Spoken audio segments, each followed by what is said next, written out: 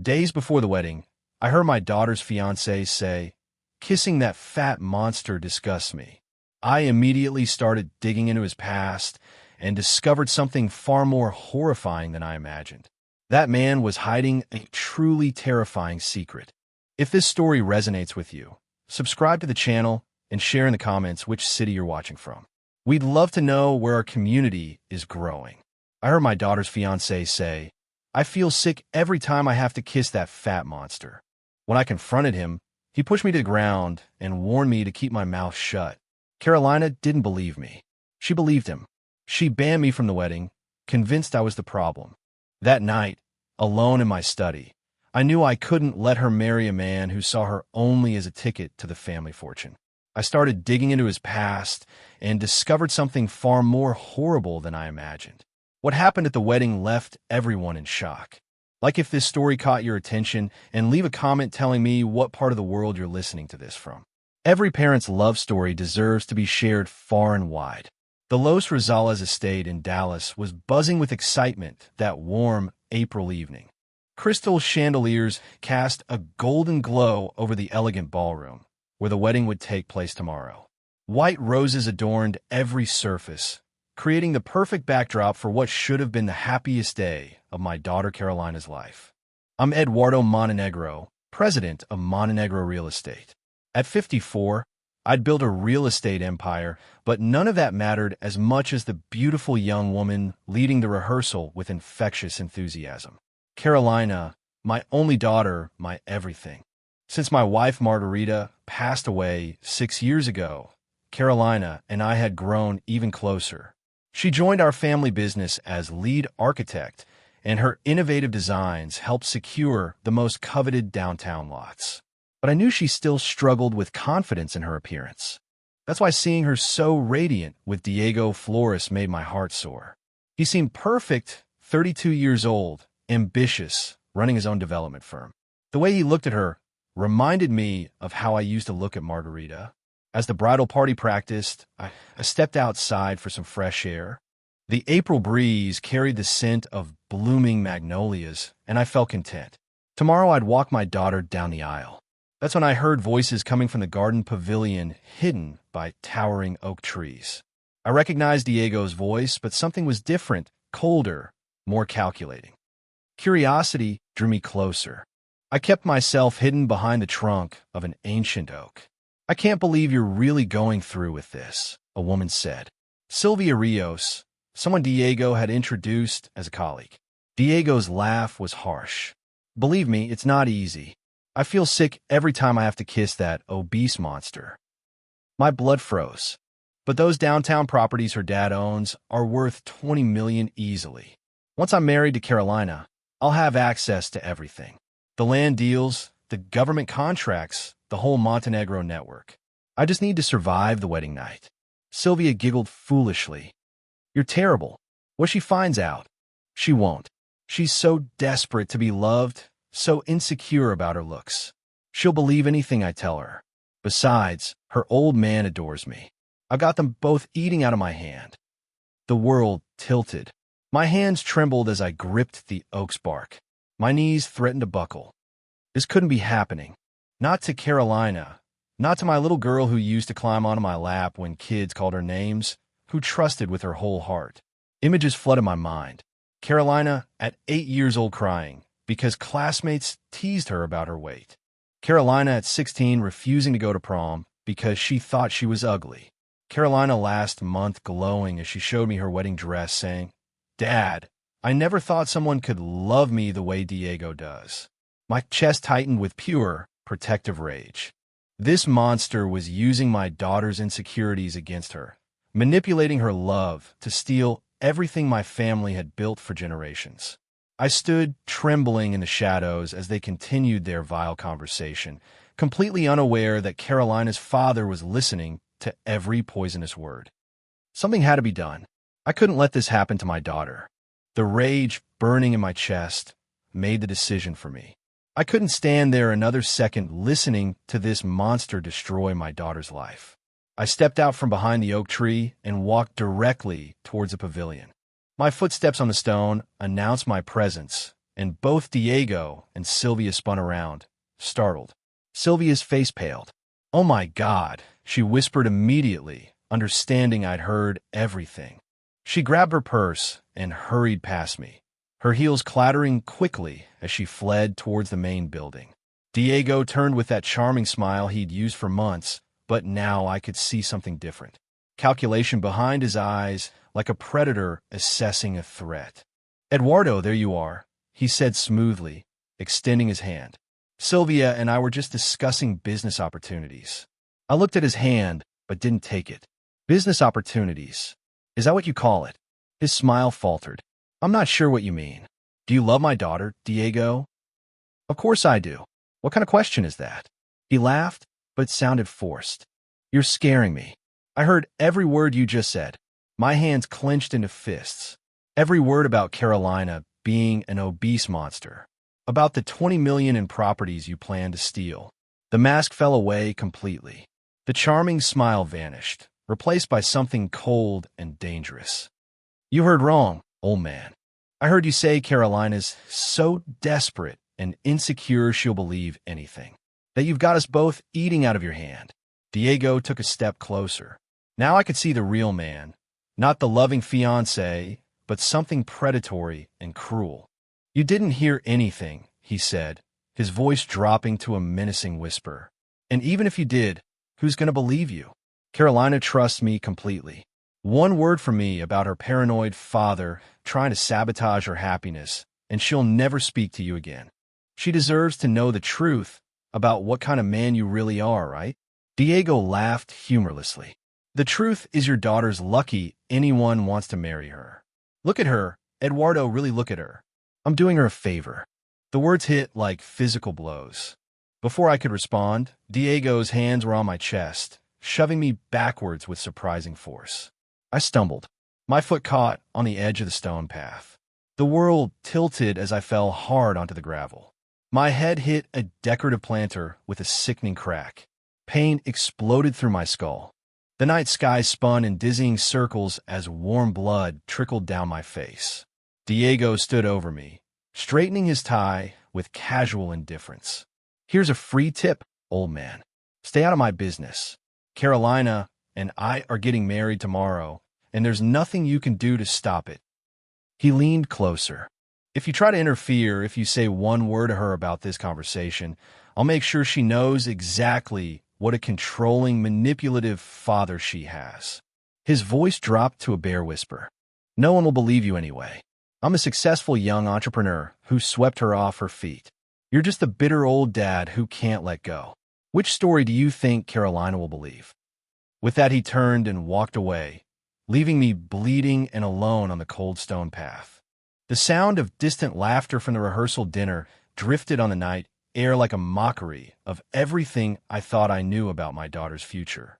Dawn crept through the curtains of my study, where I'd spent a sleepless night. My head still throbbed, but the physical pain was nothing compared to the ache in my chest.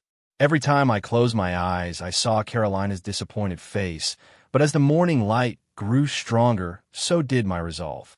I couldn't let Diego destroy my daughter's life. There had to be a way to prove what I'd heard. That's when it hit me. Security cameras. The Los Rosales estate was high-end.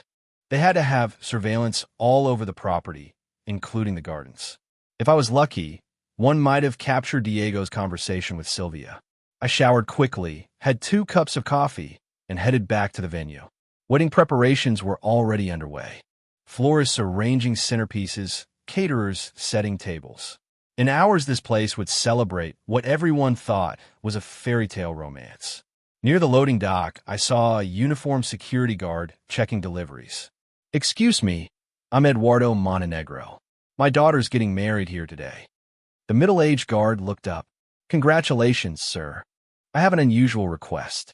Last night, during the rehearsal, there was an incident in the garden pavilion. I need to review the security footage." His expression grew cautious. "I can't allow that without management authorization. Please." I put desperation in my voice. "It's about my daughter's safety. I have reason to believe her fiancé isn't who he pretends to be." The guard studied my bandaged head, the exhaustion in my eyes. "What kind of incident?" I overheard a conversation that suggested my daughter might be in danger. When I tried to confront them, things got physical. I gestured to my head. His expression softened. You got hurt protecting your daughter. Yes. Now she won't believe me. She thinks I'm trying to sabotage her wedding. The only way I can prove what happened is with video evidence. He looked around and sighed. I've got a daughter too, sir. If someone were planning to hurt her. He paused, struggling with protocol. The cameras are wired to the main system. I can't authorize this officially, but maybe we could take a quick look. Unofficially. Relief flooded through me. Thank you. He led me through a service corridor to a small room filled with monitors and recording equipment. Banks of screens showed different angles of the property. What time? He asked, sitting at the main console. Around 8:30 last night, the pavilion near the oak trees. His fingers moved across the keyboard, pulling up archived footage. Camera 12 covers that section. My heart hammered as the screen showed the empty pavilion in grainy black and white. At 8:31, two figures appeared, Diego and Sylvia, walking into the frame. That's them, I whispered. We watched as they spoke animatedly. Even without audio, their body language told a story. Intimate gestures. Sylvia laughing, the casual way they sat close. Then, at 8:47, another figure appeared. Me, partially hidden behind the oak tree. There, I pointed. That's when I was listening. We watched as my on-screen self stepped out and approached the pavilion. The camera clearly showed the confrontation. Diego, standing aggressively, the shove, my body hitting the ground. Jesus, the guard muttered. He really did attack you. But I was watching the screen, realizing something else. Can you rewind to before I showed up? He scrolled back and we saw Diego and Sylvia again. This time I focused on their interaction, and what I saw made my blood run cold. At 8:29, just 2 minutes before I started listening, Diego had pulled Sylvia to him and kissed her. Not a friendly peck, but a passionate, intimate kiss that lasted several seconds. My God, I breathed. He's not just using Carolina for money. He's cheating on her too. I need copies of this footage, I said, my voice steady despite the storm raging inside me. The evidence was right there on the screen. Undeniable proof of Diego's true nature. The guard hesitated, his fingers hovering over the keyboard. Sir, I could lose my job for this. And I could lose my daughter to a monster. I leaned forward. Please, you've seen what kind of man he is. After a long moment, he reached into his desk drawer and pulled out a USB stick. The timestamps will show exactly when each incident occurred. No one can claim this was doctored or taken out of context. As the files transferred, I felt something I hadn't experienced since this nightmare began. Control. For the first time, I wasn't reacting to Diego's manipulations. I was taking action. Transfer complete, the guard announced, ejecting the drive and handing it to me. Both segments are clearly labeled. I slipped the USB into my jacket pocket, feeling its small weight like armor. Thank you. I won't forget this. What's your plan now? He asked, genuine concern in his voice. I glanced at my watch. 10:45 a.m. Less than 4 hours until the ceremony. I need to think this through carefully. Carolina's completely under his spell. If I approach this wrong, she'll shut me out completely. I could go to the police with the assault footage. That'd take too long. By the time they processed a report, she'd already be married to him. I stood up, my mind already racing ahead. No, I need to handle this myself. The guard nodded, understanding. Just remember, the video doesn't lie. Whatever he's told her about you, whatever story he spun, the camera shows the truth. Walking back to my car, I felt the morning sun warm my face for the first time in hours. The despair that had consumed me since Carolina's rejection was lifting, replaced by something sharper and more focused. I had a plan. Carolina wouldn't listen to me. Diego had poisoned her against that, but she might listen to evidence. Cold, hard visual proof that her charming fiancé was actually a predator. The question was timing and venue. I couldn't just storm in her bridal suite, waving a USB stick. She'd think I'd manufactured the whole thing. I needed the right moment, the right approach. As I drove through traffic, my phone buzzed with a text from Carolina. Dad, I'm sorry about last night. I love you, but please respect my decision. Today's important to me. My hands tightened on the steering wheel. She had no idea how important today really was, not just for her happiness, but for her entire future. The man she planned to marry in 3 hours had spent the previous evening kissing another woman and then attacking her father when confronted. But she would know. Before those wedding vows were spoken, before she was legally tied to Diego Flores, Carolina would see exactly who she was really marrying. I pulled into my driveway with a renewed purpose. The USB stick in my pocket held more than just video files. It held my daughter's freedom. Now I just had to figure out how to deliver it. The clock was ticking, but for the first time since this started, time was on my side. Back in my study, I locked the door and pulled out my laptop. The USB stick clicked into the port, and the video files appeared on screen. I played both segments several times, checking the quality and clarity. The kiss between Diego and Sylvia was unmistakable, passionate, intimate, lasting almost 10 seconds. The assault footage was just as clear, showing Diego's unprovoked attack from multiple angles. This was solid, undeniable evidence, but how could I get Carolina to see it? I dialed her number straight to voicemail. Carolina, honey, it's Dad. I have something important to show you, something that could change everything. Please call me. An hour passed with no response. I texted Carolina. I found proof of what I told you last night. Please let me explain. The message showed delivered, but not read. She was probably getting ready, surrounded by bridesmaids who thought I was the villain. Another text. I love you more than anything, which is why I can't let you make this mistake. Still nothing. By noon, I realized Carolina wasn't going to give me a private audience. If I wanted to save her, I'd have to do it publicly at the wedding itself. The thought made my stomach clench. Interrupting Carolina's wedding would devastate her initially. She'd hate me for it. But watching her marry a man who called her an obese monster and was cheating on her would be worse. I went to my closet and pulled out my best navy suit, the one Margarita had bought for Carolina's graduation. Knotting my tie, I saw Margarita's picture on the dresser. My heavens, I whispered, using the pet name she loved. I have to protect our little girl. I know this will hurt her, but I can't let him destroy her life. Margarita's gentle smile seemed to give me strength. If she were here, Carolina would listen. But Margarita wasn't here, and I was all Carolina had left. I packed my laptop and portable projector along with the necessary cables. The plan was forming. I'd wait until the officiant asked if anyone objected to the marriage. Then I'd stand up, project the video for everyone to see, and let the evidence speak for itself. It would be dramatic, humiliating for Carolina. It would probably end our relationship for good, but it would save her from a lifetime of abuse and betrayal. I spent the afternoon rehearsing what I'd say. I had to be calm, factual, compassionate. I couldn't let anger at Diego overshadow love for Carolina. Ladies and gentlemen, I practiced in my bedroom mirror. Before my daughter commits her life to this man, there's something you all need to see. My voice sounded steady, but my hands were shaking. I'd built a business empire, negotiated million-dollar deals, faced down corporate sharks, but nothing terrified me like breaking my daughter's heart to save her future. As the afternoon sun streamed through my windows, I lay back briefly. I need all my strength for what was coming. In 2 hours, I'd either save Carolina from the biggest mistake of her life, or I'd lose her forever trying. Either way, I'd know I'd done everything a father could do to protect his child. My phone alarm was set for 1:30 p.m., time to get ready for the most important battle of my life. The Los Rosales estate looked like a fairy tale when I pulled into the parking lot.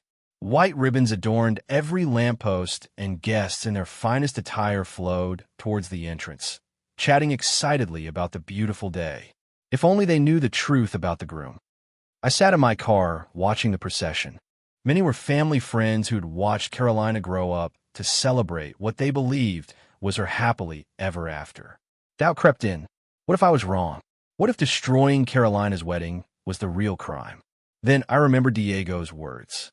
That obese monster, the cruelty, that calculating glint when he spoke of our wealth.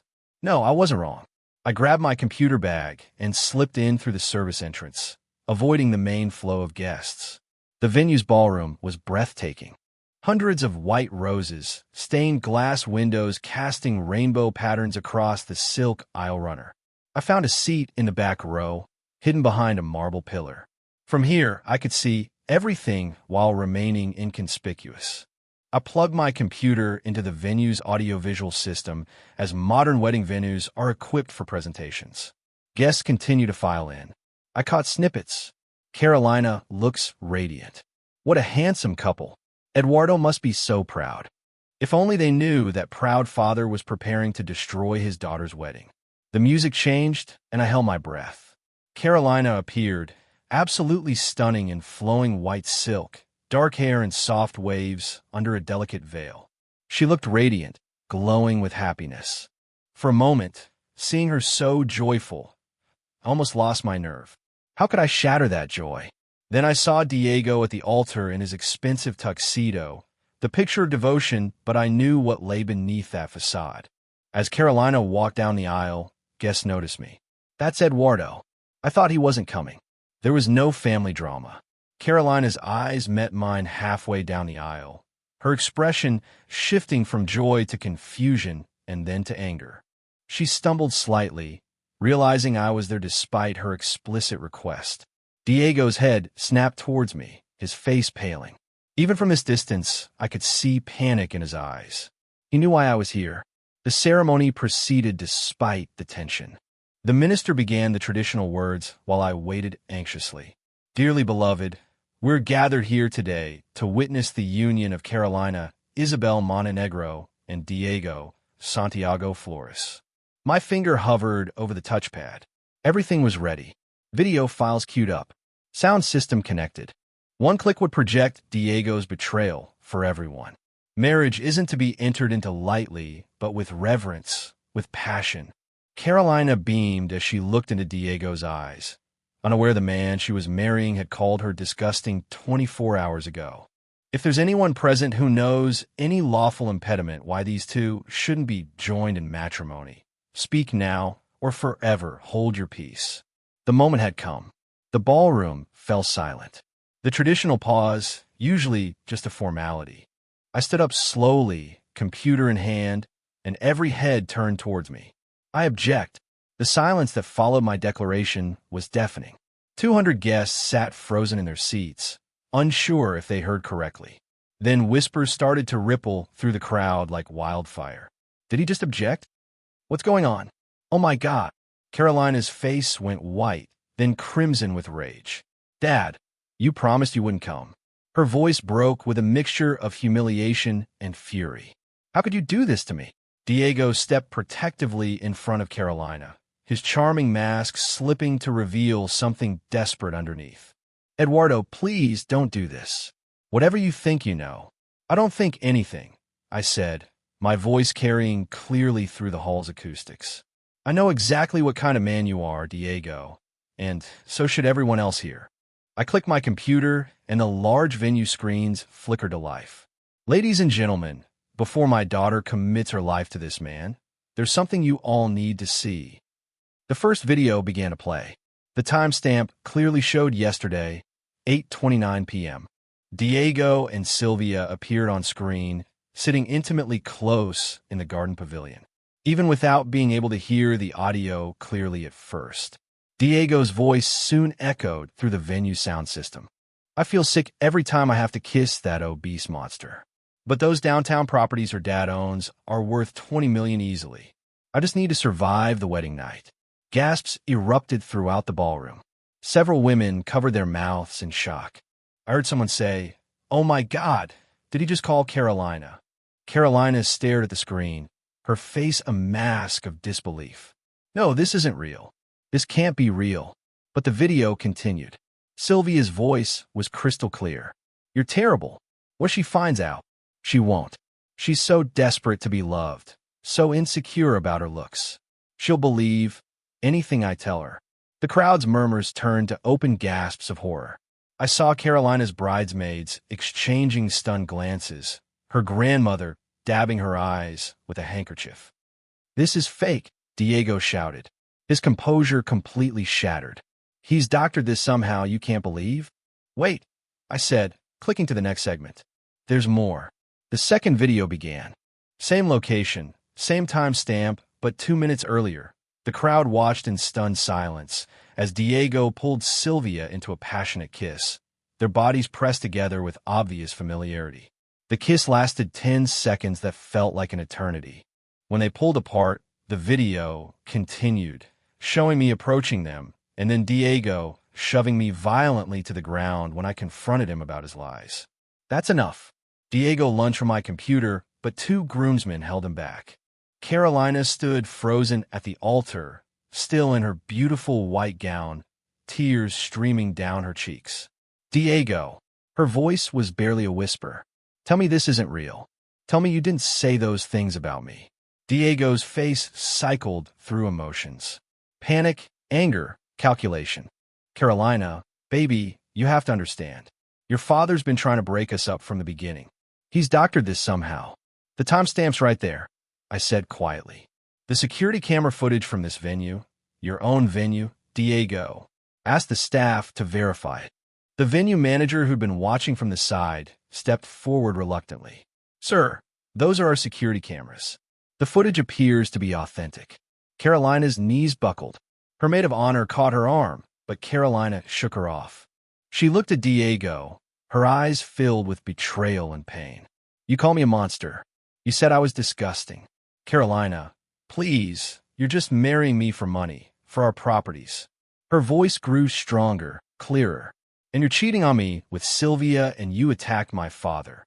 Diego looked around the room, seeing the disgust and anger on every face. His carefully constructed facade was crumbling, and he knew it. This is insane, he muttered, backing towards the exit. You're all insane for believing this. He turned and ran, his expensive shoes echoing on the marble floor as he fled through the main doors. Several male guests started after him, but I held up my hand. Let him go, I said. He's not worth it. The ballroom erupted in a mixture of applause and concerned voices as people rushed towards Carolina, but she was looking at me, her eyes filled with tears and something else. Gratitude, Dad, she whispered and collapsed into my arms. The Los Rosales estate felt like a different place. An hour later, the elegant decorations remained, but the chairs were empty.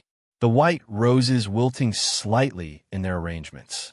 Most of the guests had left, some offering words of support, others simply not knowing what to say after witnessing such a dramatic revelation. Carolina and I sat alone in the front row, still in our formal wear. She in her wedding dress, me in my navy suit. The silence between us wasn't awkward, it was healing. Dad, Carolina finally spoke, her voice hoarse from crying. I'm so sorry I didn't believe you. I should have listened. I took her hand in mine, feeling how small and cold her fingers were. Sweetheart, you have nothing to apologize for. You love someone with your whole heart. That's not something to be ashamed of. But I chose him over you. I banned my own father from my wedding because I believed his lies. You believed what you wanted to believe because you deserve to be loved.